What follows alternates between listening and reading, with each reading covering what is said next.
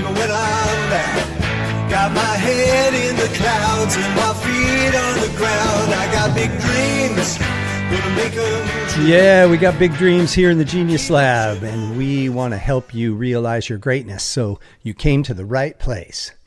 We're just continuing on with this.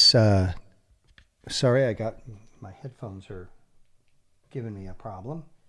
Oh well. Anyway, here we go. All right, now we're cooking. Sorry about that, a little technical difficulty. So we're talking about water in a mineral year. We entered 2024, which is a mineral year in the Dagara tradition, the West African tradition that I live and teach. And the mineral year is about remembering your greatness, connecting more deeply to your life's purpose, and creating a new story. And so, the thing that I've been talking about in the previous podcasts is, how do you want to reconcile things in your life? Is there conflict? Is there imbalance? Just because when we talk about healing and reconciliation, we're not talking necessarily about illness that you need healing from. Healing in this context is functioning at your highest possible capacity. And so wherever you're shortchanging yourself, this is a great month to get back into the flow of life, into the flow of what it is you love to do. It's a great way to connect to your passion and your purpose, and that's what it's all about. So we have this umbrella that's over every month, which is mineral. Okay. And then each month is associated with an element. January is associated with water. Water is healing, reconciliation, removal of obstacles. That's a mouthful. Removal of obstacles. And it's based on processing things through emotion. Water, people who were born in a water year, which means your birth year ends in either a 1 or a 6, they basically process everything emotionally. And it's one of the mantra for water people is observe, don't absorb.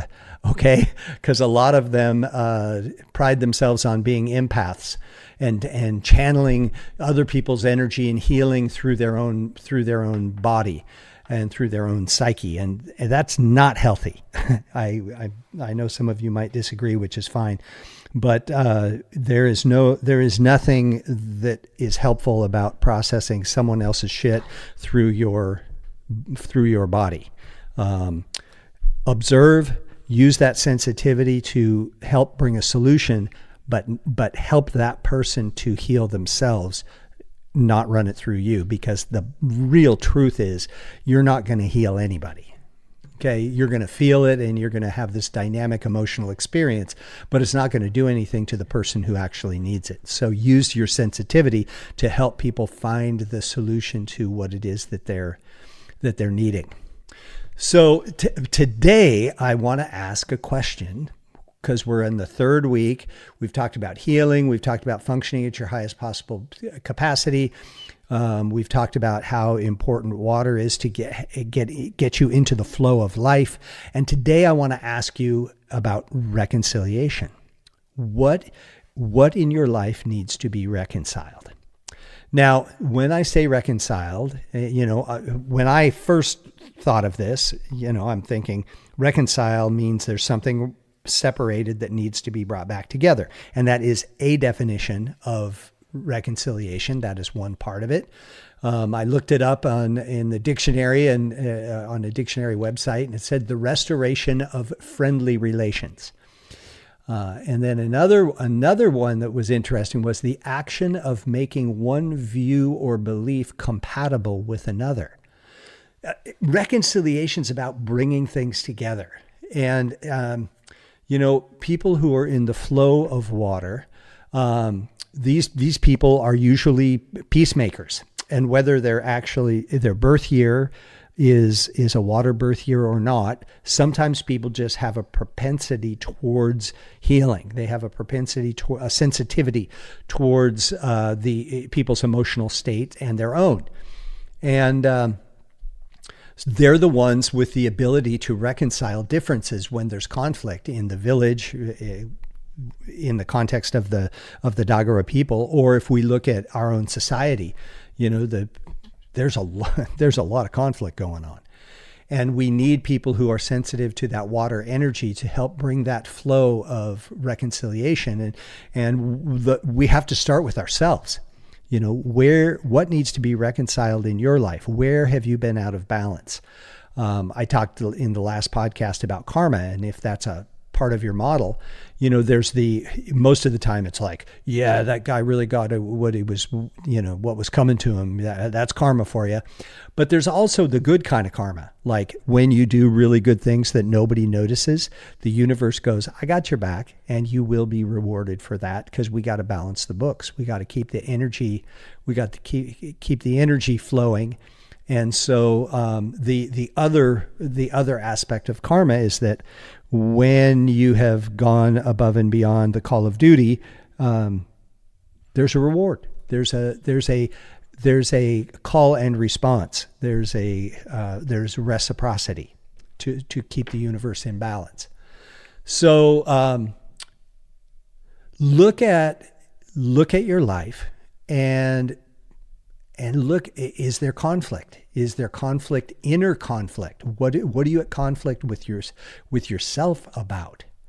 What external conflicts do you have? Do you have people that you have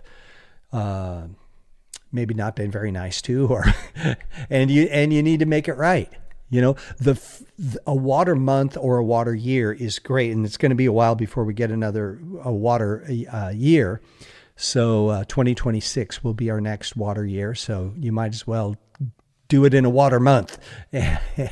So look at what needs to be reconciled. Now, that doesn't mean that you let somebody completely, kick the crap out of you and you just go, oh, bless you. I wouldn't do that. But what it does mean is if you're holding animosity and it's creating anxiety in your life, then it's time to let it go. It's not about that you're a bad person for holding this in or whatever. It's that it's taking a toll on your psyche. The combustion of a burning psyche needs water to cool it. So reconcile it. Okay. And it doesn't even mean you have to go talk to the person or do it. Reconcile it within your being. I recently had a situation where someone had made was helping me with a particular project, and the project was a presentation, and they had offered to, haul a bunch of stuff and help me out with this, because I have this little teeny car. And what we were doing was a big drumming event, and they had a car that could accommodate like 20 drums. And I'm like, wow, that's great. Thank you so much. And then like 2 hours before the event, they called and let me know that they were not going to do it. And I'm like, WTF, seriously? And I got really, I initially I got mad, but really I was just disappointed. I was disappointed because I could borrow a car from someone else and make it happen. So it wasn't about the event. It was about that this person would so easily just dump and run. And I am not going to reconnect with that person. But I'm also not going to have anger, bitterness, or animosity towards them as well. Because I did it first, and I found myself very distracted by it. So what I have done is resolved it or reconciled it within myself, that this is where this person fits in my life, and which is nowhere. And but I'm not going to let it fester and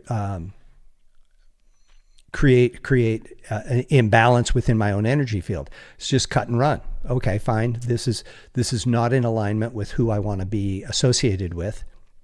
and bless them and see you later. So water is a really, really powerful energy, and it cools the combustion. It was through doing a water ritual that I was able to release this. The grief rituals that I do, some of you have been to the grief rituals, and they're very powerful. And they're water rituals.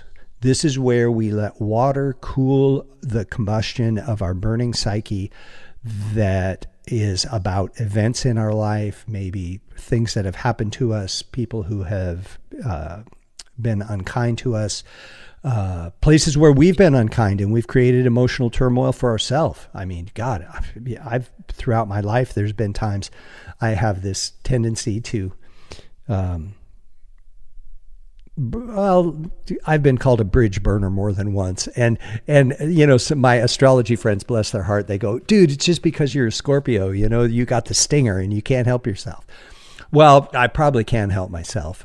And through the work that I've been doing with the 5 elements, I have been able to reconcile some of my old behavior, and hopefully we'll change it a bit. So think about, when you're done with this podcast, sit down and just be really honest with yourself. What are the aspects of conflict that reside within you? What are the things that need to be reconciled? Where have you overgiven and have not been compensated for? Okay? Because that's the other part of karma as well. Look at your wrongdoings and make them right. Look at other people's wrongdoing and ask the universe to bring balance to that situation. And you'll find that amazing things start to happen and wonderful things start to drop into your life when you open yourself to the capacity of being reconciled with the good things that you have done. So spend some time thinking about what the balanced books in your world look like. Take some time to see what needs to be reconciled in your life. Do you have a conflict with someone that needs to be resolved? Is there internal conflict or dis-ease that needs attention? And start the year out with the element of water. It sets the stage for peace and tranquility, stability and confidence. And just, you know, let yourself come into alignment with peace and kindness and love, and let's make this year a year of creating the story of goodness and bringing more peace to the world. That's it for today. Go out, reconcile, get things dialed in, have fun, connect with joy, and have a great day.